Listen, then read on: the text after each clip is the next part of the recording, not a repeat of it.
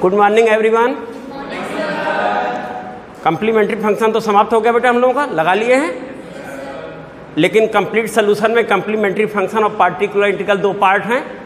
बिना particular integral के solution पूरा होगा नहीं, तो पार्टिकुलर इंटीग्रल आज स्टार्ट लिया जाए बेटा।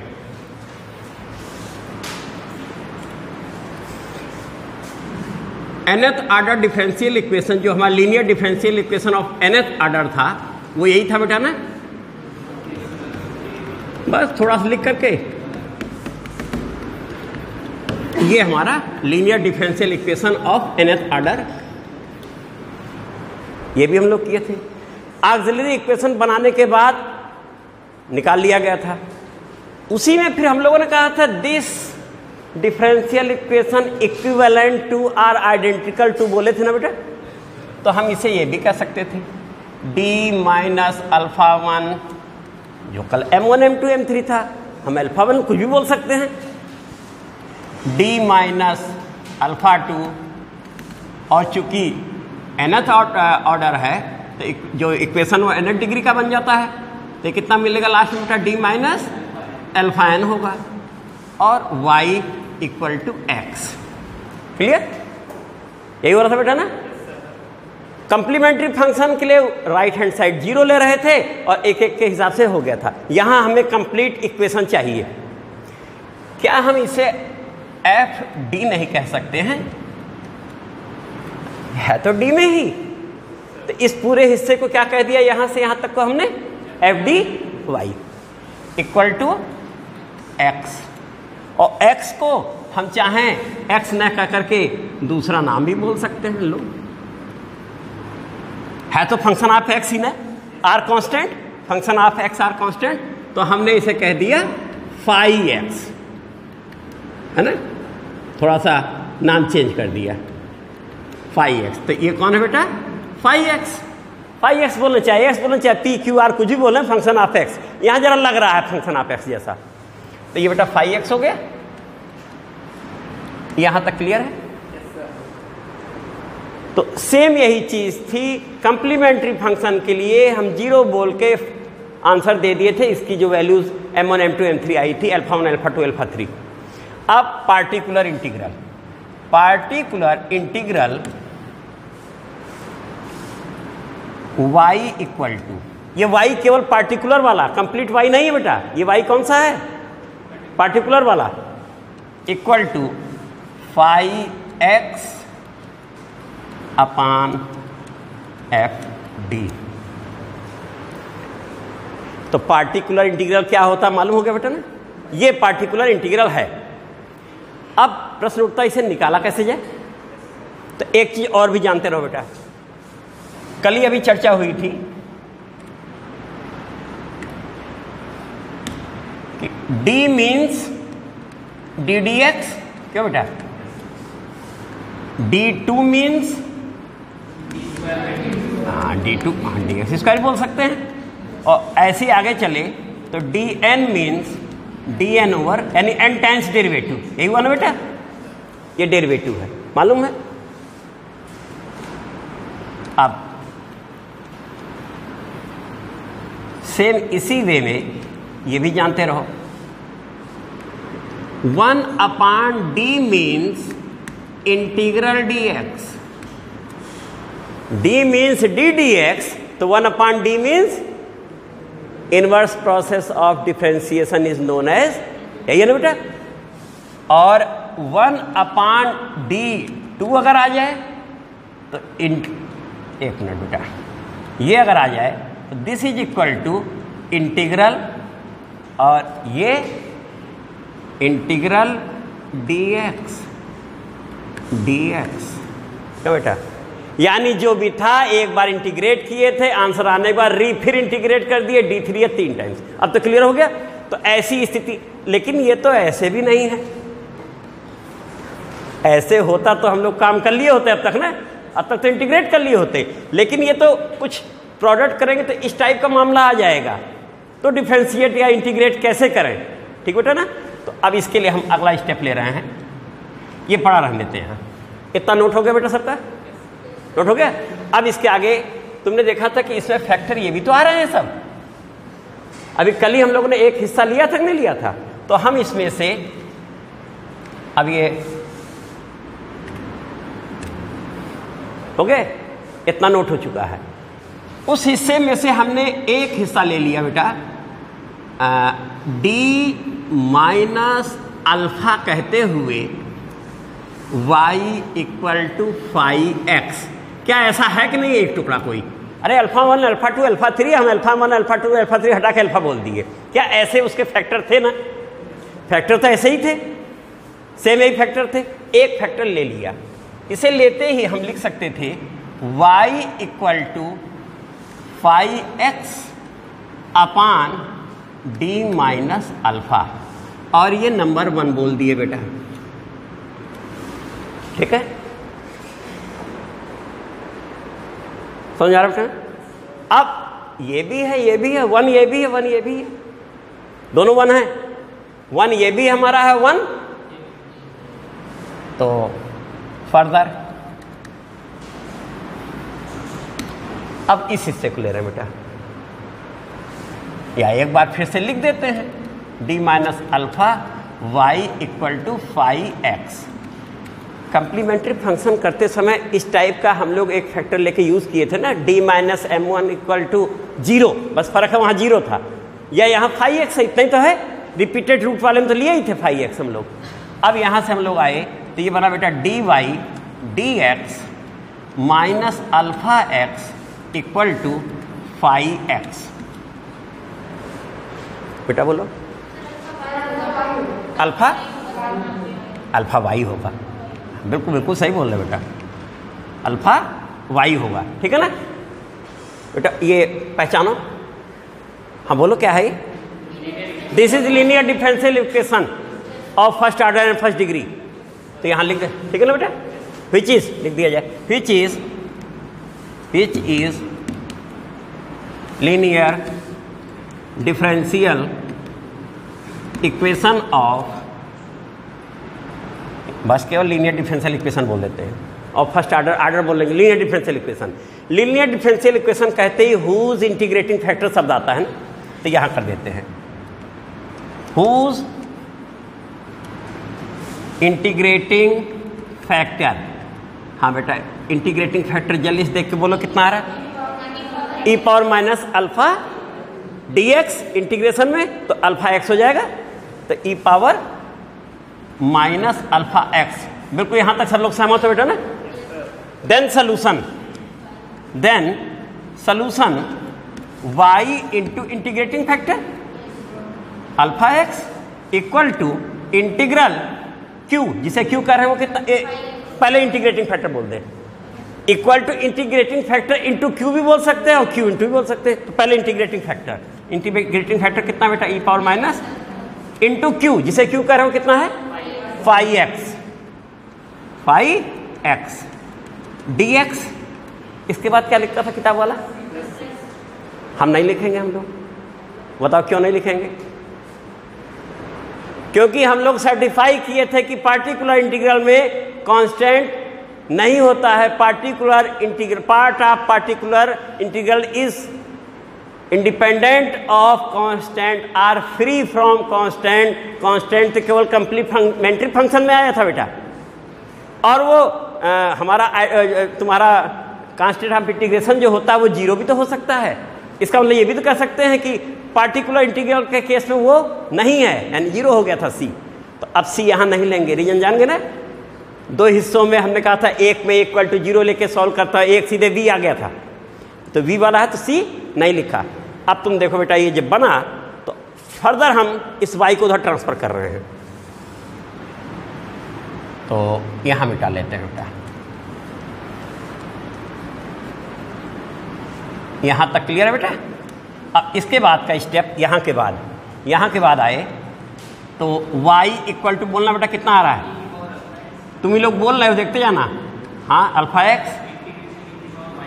E power minus alpha x, हाँ 5x dx।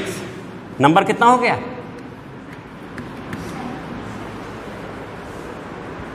तुम लोग बोले हो, सही है ना? ये कौन है? ये क्या लिखा है?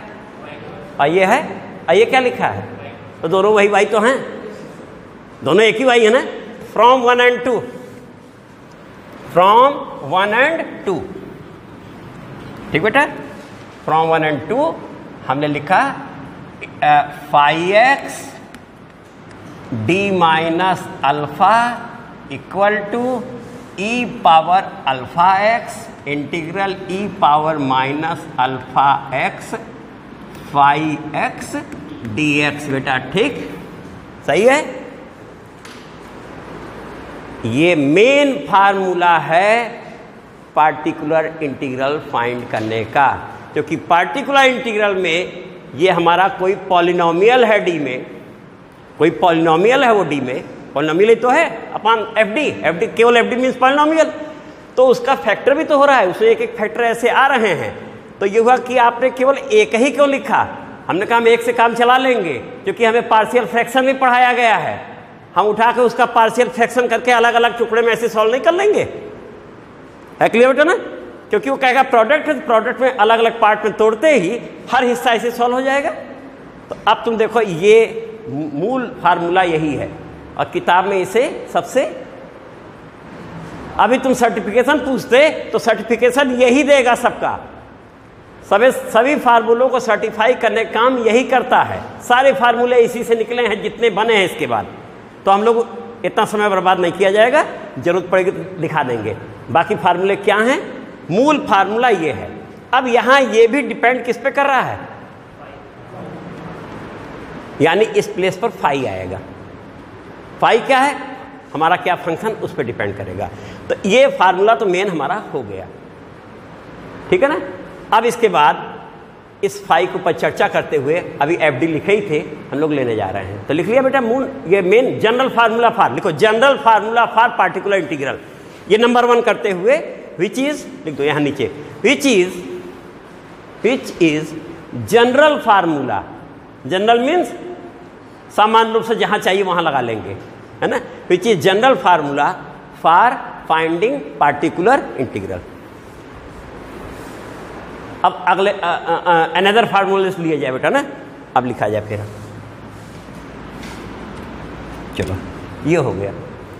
अब इसके बाद अभी स्टार्ट अभी हमने जब किया था तो लिखा था कि पार्टिकुलर इंटीग्रल के लिए हमने इक्वल टू कहा था 5x अपान एफ डी, यही बोले थे बेटा ना। एफ डी में यदि F D D minus alpha है, एफ डी कितना है? डी माइनस अल्फा है, तो पहला लिख देते हैं if F D equal to क्या कह दिया हमने? D minus alpha. तो निकाले यही लिख दिया जाए एक बार फिर से।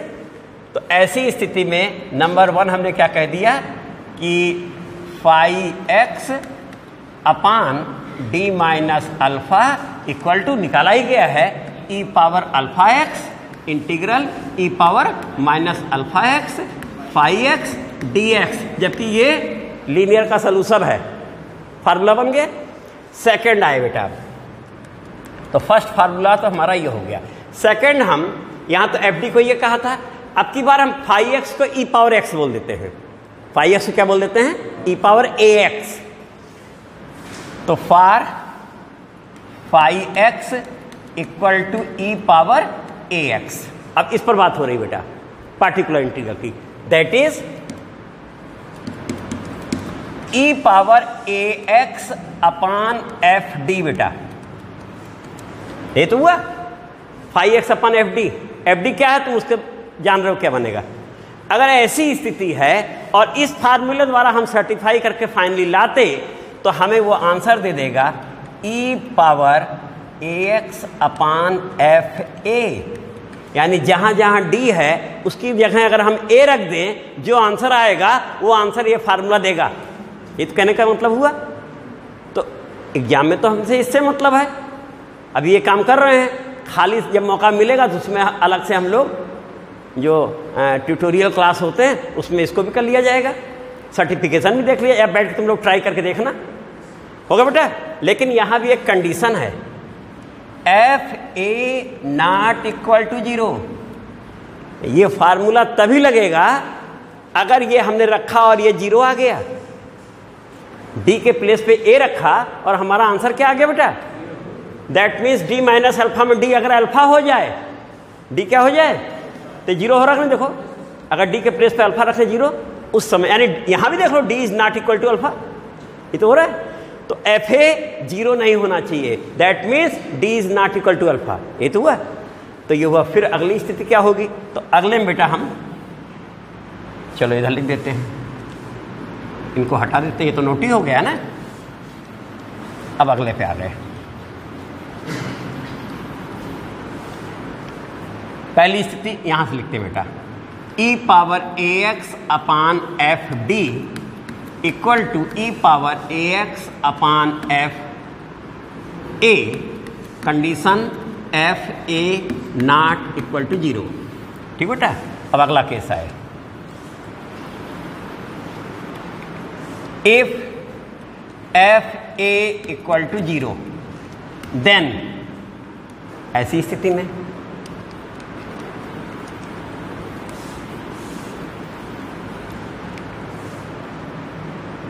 ई पावर ए एक्स अपान एफ डी निकालना था हमको, इसका बेटा ना, this is equal to x, x बाहर रहेगा एक्स, और ये हुआ ई पावर ए एक्स अपान एफ डैश ए। कहने का सेंस क्या हुआ? हमारा जो भी ये फंक्शन डी में है उसका डी के रिस्पेक्ट में डेरिवेटिव कर दिया। डी स्क्वायर है तो 2d बन जाएगा, और केवल डी है तो 1 बन जाएगा। किसके रिस्पेक्ट में कर रहे हैं? डी का डी के रिस्पेक्ट में डेरिवेटिव कर रहे हैं। तो एफ डैश डी का मतलब डी का डी के रिस्पेक्ट में डेरिवेटिव। क्लियर बेटा ना?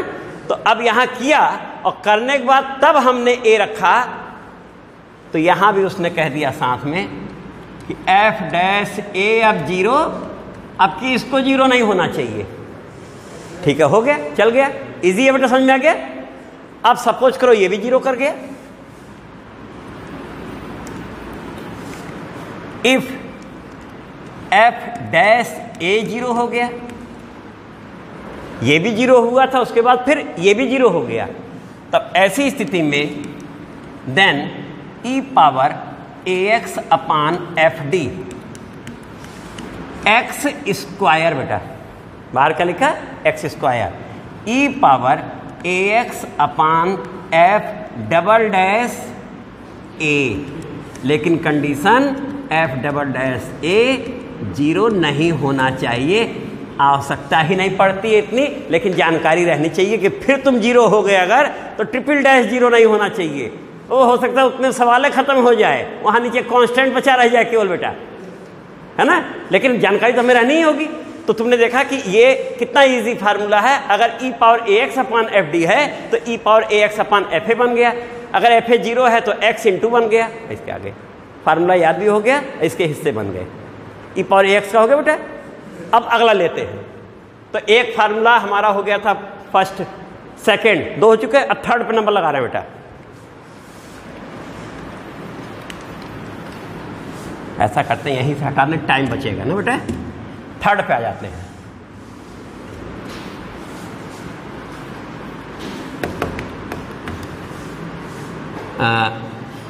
अब की बेटा है फाइव एक्स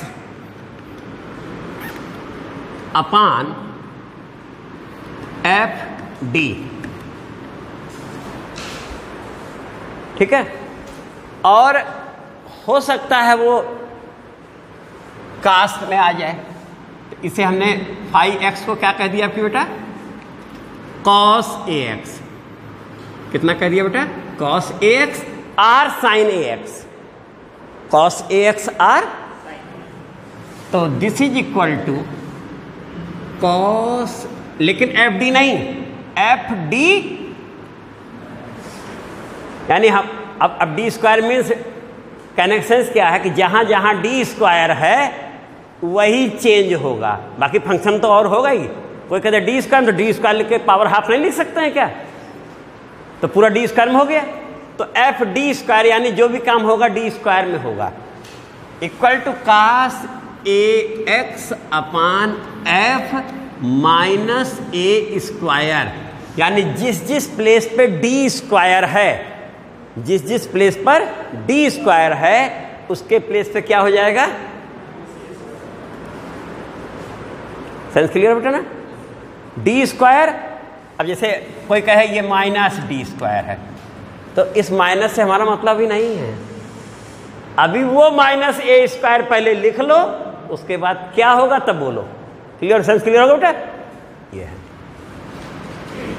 मतलब माइनस का मतलब ये वाला नहीं कि ये लिख के ये, तब तो पॉजिटिव हो जाएगा, तब तो पॉजिटिव हो जाएगा।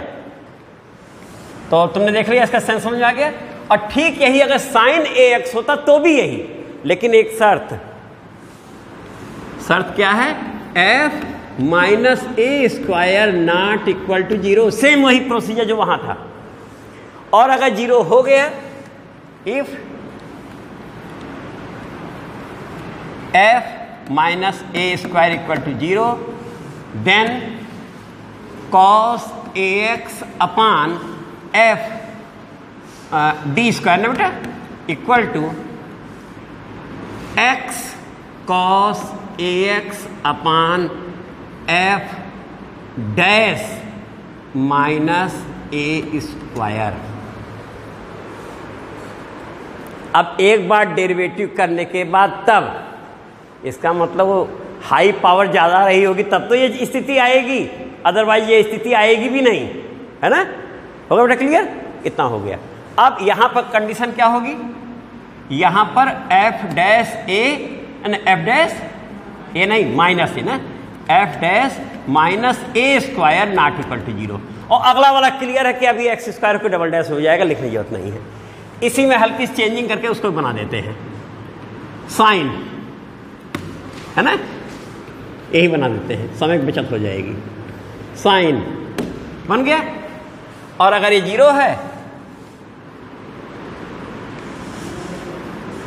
साइन, हाँ बेटा सर ये जो x आया है, जब हमने डिफरेंशिएट किया है cos a x को जो ऊपर था और नीचे तो तभी आया है ना? हाँ, ये ध्यान सुनना, जिस समय ये वैल्यू 0 होगी, जिस समय ये वैल्यू 0 होगी, उस समय हम इसे बाहर लिख लेंगे पहले। ध्यान सुनना, तुम्हारा कहने का सेंस ये है कि अगर सपोज करो यहाँ 0 हो गया तो ये x तो यहाँ होगा, इसका d के रिस्पेक्ट में इसका केवल, यहाँ x है ही कहाँ, यहाँ तो d के रिस्पेक्ट में हो रहा है अलग से। और इसके बाद भी अगर इसमें कोई ऑपरेटर तो ये x बाहर रहेगा। सपोज करो यहाँ d बचा होता तो वो d इसके लिए नहीं है, वो d इसके इधर वालों पे लागू होगा। सपोज करो यहाँ फाई एक्स भी है तो फाई एक्स का इससे लेना देना नहीं है, इसके आगे इतना तो फाई एक्स इसके साथ है। ये नहीं कहीं धीरे से ले जाके फाई बगल में गुणा कर ले, क्योंकि इसके आगे ऑपरेटर लगा है। ये कांस्टेंट नहीं है, वेरिएबल है। डेरिवेटिव के अंदर घुसने का राइट इसे नहीं है, अंदर तभी घुसेगा जब, समझ में आ रहा ना? तो ये बाहर कांस्टेंट होता तो चाहे यहाँ लिखो चाहे यहाँ लिखो, ये वेरिएबल यहाँ है और जो कुछ काम हो रहा है इतने के साथ नहीं। कुछ लोग करते क्या हैं कि इसको हटा के इसको यहाँ लिख लेते हैं ऊपर, और कन्फ्यूजन होने लगता है। फिर कन्फ्यूजन बिल्कुल ना रहे, ये एक किनारे बाहर है बेटा, इसीलिए अब हम यहाँ लिख दिए बेटा। हम क्यों का पहले बताया, देखो सब हमने बताया है कि अभी हम लोग पहले आज ये काम कर रहे हैं और सब बिल्कुल एक दिन यही काम करेंगे। क्योंकि ये वाला काम हो रहा था, इसमें क्या जरूरत समय बर्बाद करके, इसमें जो है हम लोग वो अलग से आराम से बैठ के ट्यूटोरियल सब हमने कहा उस दिन हम लोग यही काम करेंगे, ठीक है बेटा ना? तो इतना हो गया। कोई चीज़ बेटा कन्फ्यूजन बिल्कुल नहीं रहने पाएगा, तुम लोग निश्चिंत रहो, है ना? अब यहाँ तक हो गया? हाँ हो तो गया, लेकिन यहाँ साइन हो गया बेटा। तो साइन और कॉस क्या फार्मूले हो गए? तीन हो गए। और अगला लिया जाए, ये भी हो गया हम लोगों का। तो अगला फार्मूला बेटा लेते हैं। अब फार्मूला हमारा है phi x upon F D था क्या बेटा? Phi x upon F D. अब वो एक्सपोनेंशियल फंक्शन नहीं है, ई पावर ए एक्स नहीं है। ई पावर ए एक्स है तो हम लोग डायरेक्ट लगा लेंगे, वो नहीं है। टेक्नोमेट्रिक में साइन और कॉस भी नहीं है, ठीक है? इसके अलावा है, तो इसके अलावा में तो कहा वो पहला वाला बोले तो हैं कहा, लेकिन उसमें लंबा हो सकता है, इंटीग्रेशन लंबा करना पड़ जाए। और कोई बोलिए सुविधाजनक हो, तो वो देखते कोई सुविधा मिल जाए देखी जाए। तो हम इसे क्या कर रहे हैं, इक्वल टू एफ डी। अगर यहां लिखेंगे तो इसका मतलब क्या होता है, इनवर्स होता है, और इनवर्स नहीं कर रहे हैं, क्या कर रहे हैं, इसलिए ये भी संदेह न रहे, ऐसे लिख रहे हैं। दोनों में फर्क समझ में आ रहा है बेटा ना। ये नहीं कि ऊपर ले जाकर उसका सेंस इनवर्स फंक्शन होता है, इनवर्स फंक्शन नहीं बन रहा है, पावर -1 हो रही है, तो बना तो दिया।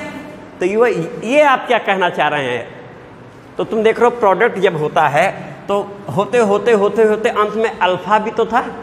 देखो तुम्हारा ऐसे ही था ना, d power n plus d power n -1 plus dot dot dot, last में अल्फा भी तो था। अरे यहाँ अल्फा 0 अल्फा 1 भी था, लो लिख देते हैं, लास्ट में अल्फा n था।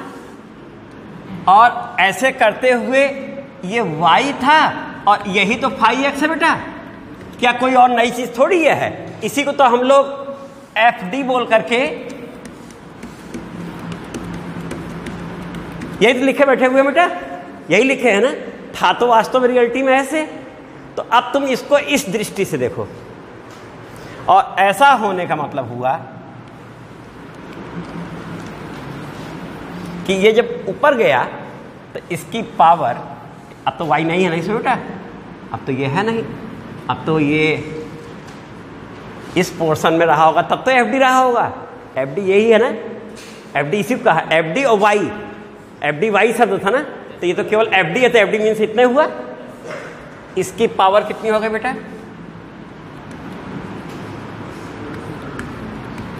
क्या ये जो लिखा है इसका सेंस यही है कि नहीं, देख लो।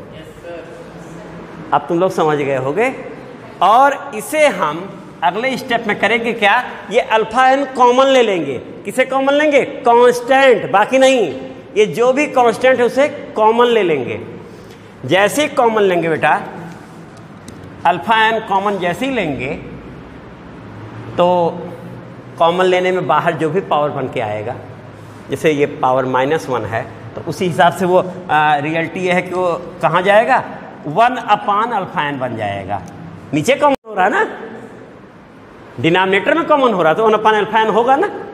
और ये बेटा इस पूरे हिस्से को जो इसके अपान यहाँ से यहाँ तक के हिस्से के अपान क्या आ जाएगा, अल्फा n, और ये कितना बन जाएगा, ये 1 बन जाएगा। देखते जाना बेटा, ये 1 बन रहा ना, ये 1 बन जाएगा। हम यही लिखते जा रहे हैं, बार बार ये टाइम लेता है। क्या ये सही लिखे हैं कि नहीं, यहां तक सही लिखा बेटा, देख लो। अब तुम, ये भी तो कोई दूसरा फंक्शन है तो ये भी कोई फंक्शन। तो हम चाहें इसे 1 प्लस r माइनस कोई भी पोजीशन हो सकती थी, ये 1 प्लस भी हो सकता था, और तो 1 फिलहाल प्लस है, प्लस क्यों ना हम कह दें जी डी बोल देते हैं, चलो, क्योंकि फाई भी नाम है, एफ भी नाम है, लगेगा ये वाला तो नहीं है, नाम बदल दिए, पावर -1 फाई एक्स। देख लो बेटा सही है, जी हैं,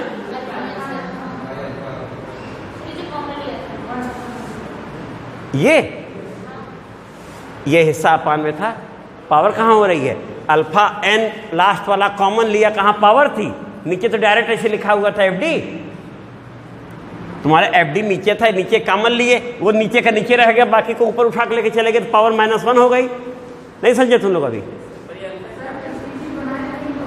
किसमें, यहाँ ये तो रहेगा ही।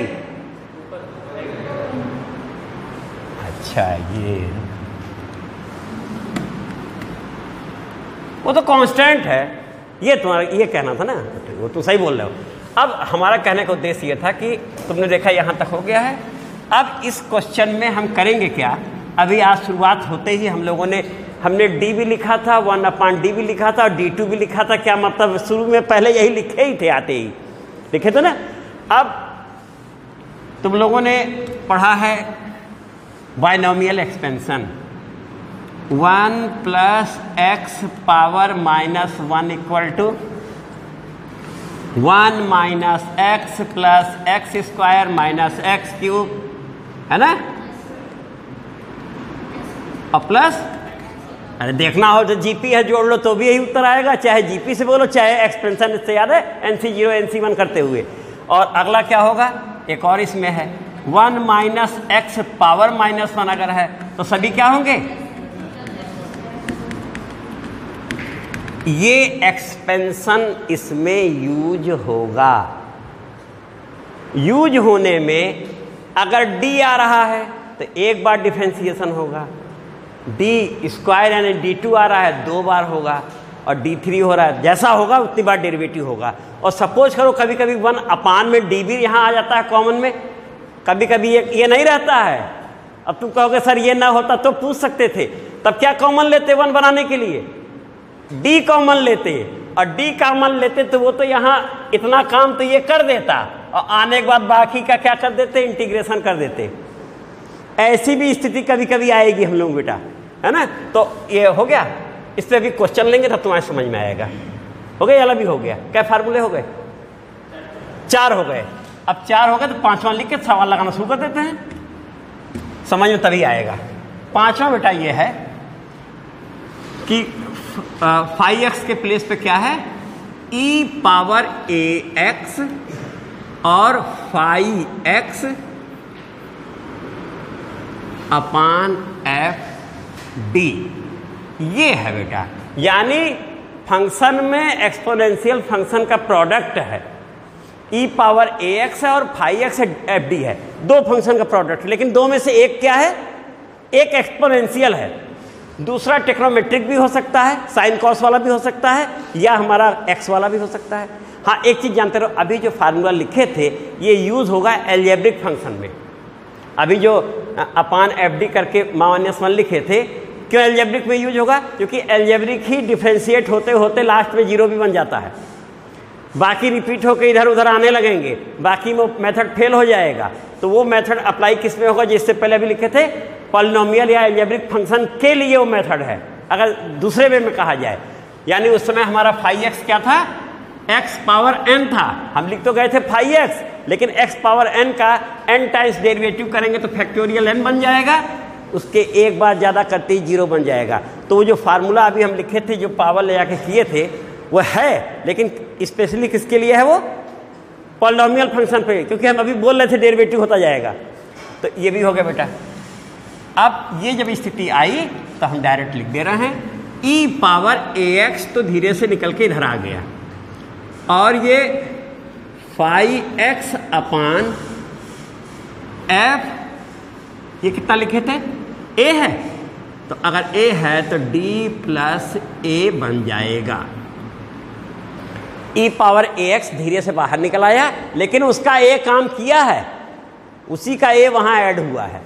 अब इसके बाद फिर वही सारे फार्मूले, लेकिन फार्मूले कब, जहां जहां d है d के प्लेस पे d प्लस a, स्क्वायर है तो d प्लस a का स्क्वायर कर लो, और तब फिर वो सब लागू होगा। तो एक क्वेश्चन आएगा तो ये भी समझ में आएगा।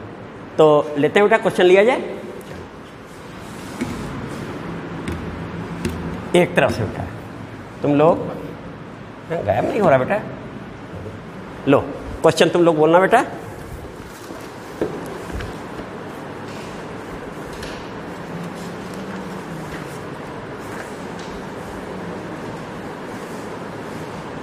ठीक है, सही तो लिखे हम लोग, है ना।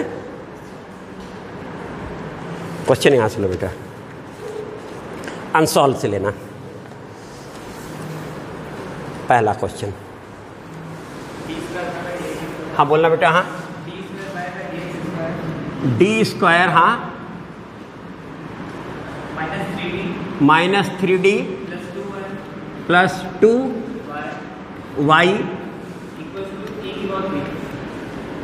यही है बेटा क्वेश्चन। हमने D by D S change कर दिया, तुम बोल रहे थे हम चेंज करते जा रहे थे।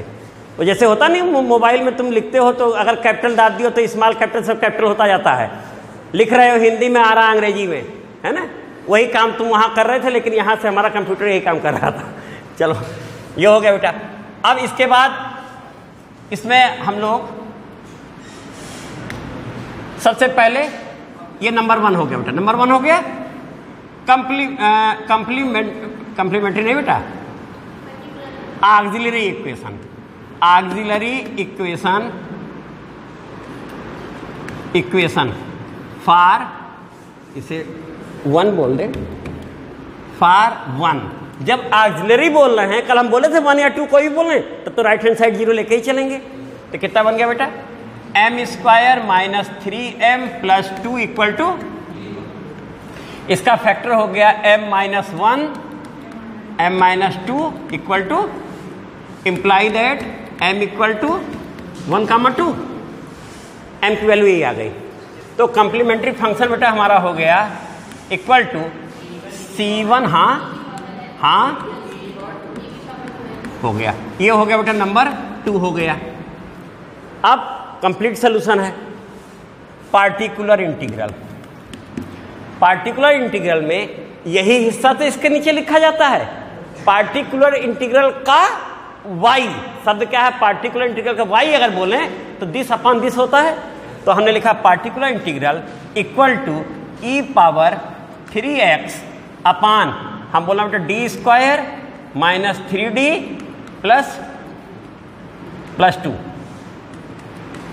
अब d के प्लेस पे 3 रखो, 9 और +2 11 -9 0 नहीं हो रहा ना, आंसर आ गया। तो ये कितना होगा बेटा, this is equal to e⁻3x upon 9 - 9 + 2, that means e⁻3x upon 2। कितना सिंपल था, हो गया। Hence complete solution. तो तुम लोग यहां नीचे लिखना, हमने इसे नंबर 3 कह दिया, हैंस कंप्लीट सोल्यूशन, और हम अपनी बचत यहां कर ले रहे हैं। कंप्लीट सोल्यूशन क्या होता है, y = कंप्लीमेंट्री फंक्शन प्लस, तो हम यही बना लेते हैं, प्लस पार्टिकुलर इंटीग्रल यानी प्लस e पावर। देखो बेटा आंसर देखना, यही आ रहा है आंसर कि नहीं, होगा बेटा। अब ऐसा करते हैं, क्वेश्चन तो यही रहने देते हैं, अब हल्की हल्की सी चेंजिंग लेते हैं, ठीक है ना, हल्की चेंजिंग ले रहे हैं। अगला क्वेश्चन तुम्हें लगाना है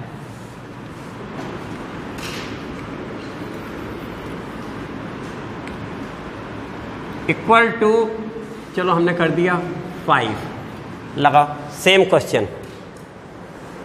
अब बताओ, जिससे तुम्हें कंप्लीमेंट्री फंक्शन न बोलना पड़े, वो वही है। अब एक ही क्वेश्चन के माध्यम से काफी कवरिंग लेने जा रहे हैं बेटा, है ना। तो यहां से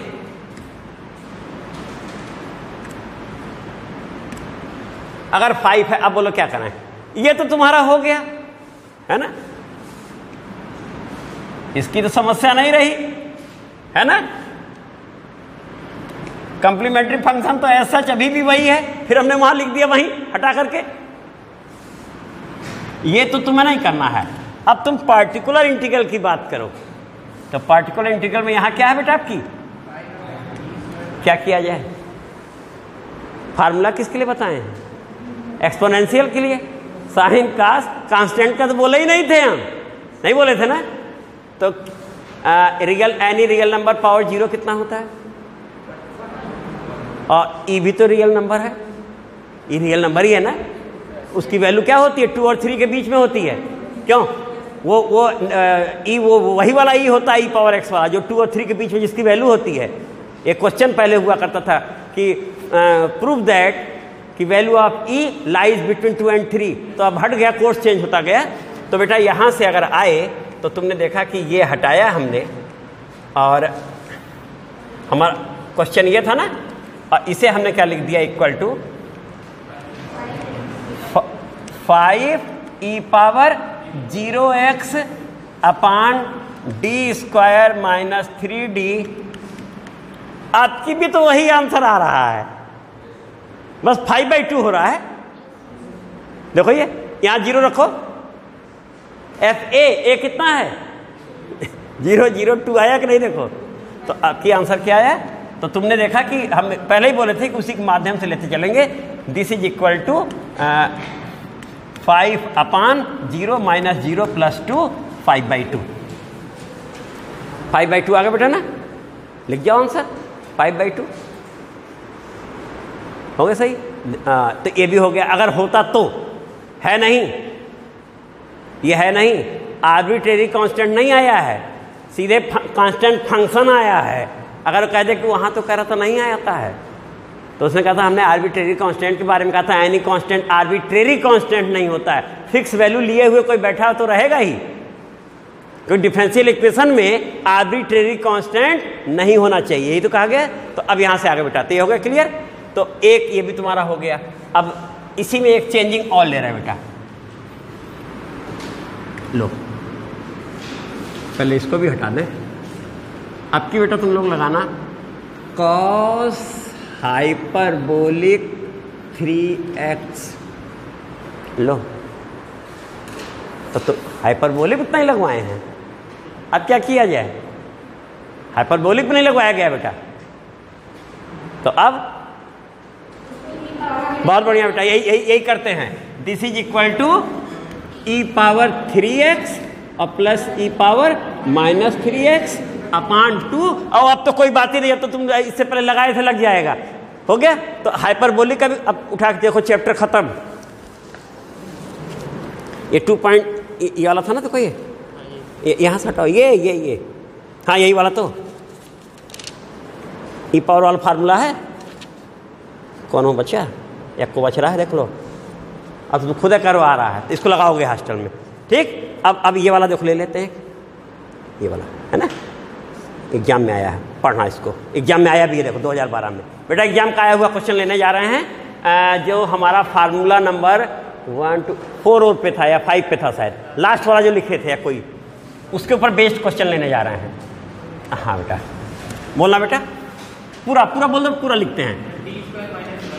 हाँ d2y ओवर dx², ऐसे बोला था ना, -y इक्वल टू, ये बेटा क्वेश्चन है, ठीक है। क्योंकि हर टाइप जब लगाए रहेंगे तो हर टाइप पे एक एक आज ले लिया जाए, है ना। फिर हमने पहले कहा कि सारा डिस्कशन बाद में होगा। अब ये तुम्हारे सामने है, ये बन गया d2 - 1y equal to x² बन गया बेटा। ये है हमारा नंबर 1, और इसका auxiliary equation for 1 m² - 1 equal to 0 imply m equal to +-1, क्यों बेटा। तो कंप्लीमेंट्री फंक्शन कितना आ गया बेटा हम लोगों का, e power x c1 e power x plus c2 e power, number हो गया 2 बेटा। देखो कितना तेजी से होते जा रहे हैं। अब particular integral equal to x² upon, ये है फार्मूला तो नहीं बना बेटा, इसके लिए नहीं बना ना। तो अब तुम देखो इसे हम कर क्या रहे हैं, दिस इज इक्वल टू, इसमें से माइनस कॉमन ले लो, तो 1 - d² हो जाएगा ना, क्योंकि 1 प्लस या 1 माइनस हमने लिखा था, हमने x - 1 नहीं लिखा था बेटा, हमने क्या लिखा था 1 + x r 1 - x। तो माइनस कॉमन ले लिए, तो ये बाहर माइनस लेकर के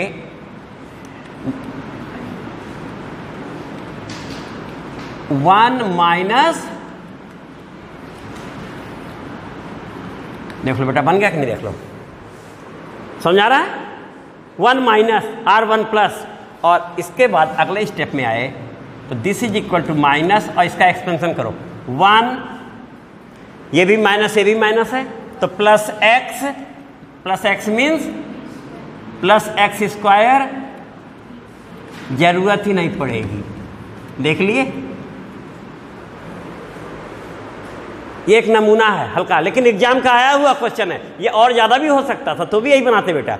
और तुम देखो this is equal to minus, अब ये ऑपरेटर के बगल में आ रहा है, तो यहाँ आएगा, यहाँ कितना बन गया, और दिस मीन्स 2 टाइम्स डेरिवेटिव किसका, x² का। एक बार करेंगे तो n टाइम्स में n का फैक्टोरियल ऐसे भी होता है, लेकिन एक बार करेंगे 2x, दोबारा करेंगे तो प्लस, ये तो कहानी खत्म हो गई, यहाँ जरूरत ही नहीं है, इतना ही आया ना।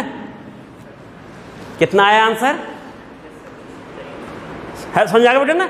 अब ये एग्जाम का आया हुआ क्वेश्चन है, 10 complete solution, 10 complete solution, y equal to, अब हम यहाँ बचा के y इक्वल टू लिख रहे हैं, तुम लोग जान रहे ना, वो यहाँ है y इक्वल टू कितना बेटा माइनस एक्स स्क्वायर,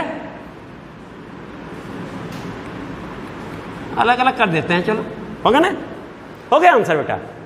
देखो कितना आंसर बेटा, तो बुक का था,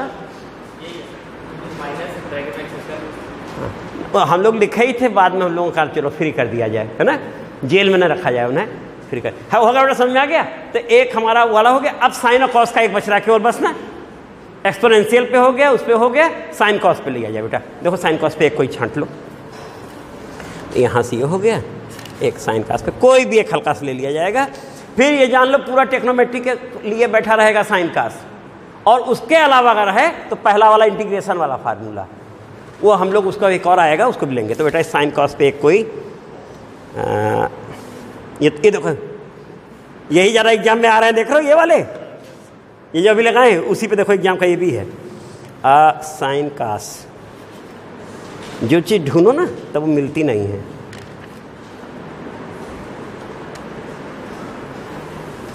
ना। एग्जाम का है, एग्जाम का आया हुआ क्वेश्चन। फिर बेटा एक क्वेश्चन एग्जाम का आया हुआ है, बेटा बोलना, पढ़ो क्वेश्चन। 2011 में आया क्या? 2011 का है, पढ़ना बेटा। D square plus 5d minus 6 y equal to 3 sine 3x, 3 नहीं है, हाँ, साइन 3x, ठीक है। इसका वाला पार्ट तो हो जाएगा, सीधे सीधे हम डायरेक्ट लिख दे रहे हैं। ऑक्सिलरी इक्वेशन में जब हम आएंगे तो फैक्टर करके बन जाएगा m-2 m-3 आ रखा है बेटा, नहीं m-2 m-3 नहीं, m+3 m+3 क्या, देखो तो अरे बेटा कॉम्प्लेक्स नहीं आ रहा,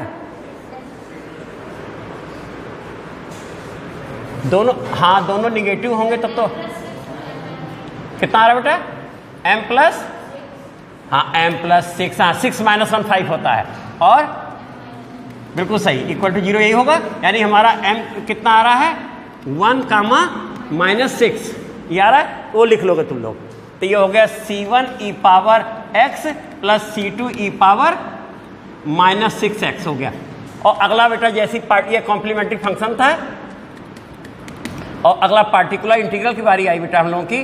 तो पार्टिकुलर इंटीग्रल हम लोगों का हुआ इक्वल टू, दोनों अलग अलग हो जाएंगे, दोनों में साइन 3x अपान और प्लस कास 2x अपान, दोनों में अलग अलग हो गया बेटा, डी स्क्वायर प्लस 5d-6 और डी स्क्वायर प्लस 5d-6, ठीक है बेटा।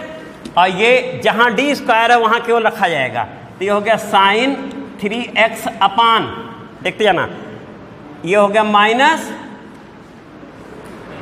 और बाकी वैसे ही बेटा 5d-6 और प्लस ये कॉस 2x अपान -4 प्लस 5d-6, ठीक है। अब इसे हम लोग ऐड कर लेंगे। ऐड करने के बाद न्यूमरेटर डिनोमिनेटर में उस a प्लस बी है तो a माइनस बी, और a माइनस बी है तो प्रोडक्ट कर देंगे, फिर यहाँ डी स्क्वायर जैसा बन जाएगा, और हटा लेंगे। अगले स्टेप में यहाँ जब डी आएगा तो ऑपरेटर जैसे अभी यहाँ आ रहा था वाला किए थे, 2 बार होगा तो डिफरेंशिएट होगा और इंटीग्रेट होगा, है ना, वो बाहर इंतजार लोग कर रहे हैं। तो अगले दिन अगले लेक्चर में लिया जाएगा बेटा, तुम लोग क्वेश्चन लगाओगे, और बाकी जहाँ भी प्रॉब्लम हो फ़ोन से भी पूछ सकते हो और ऐसे भी, ठीक है बेटा। Thank you.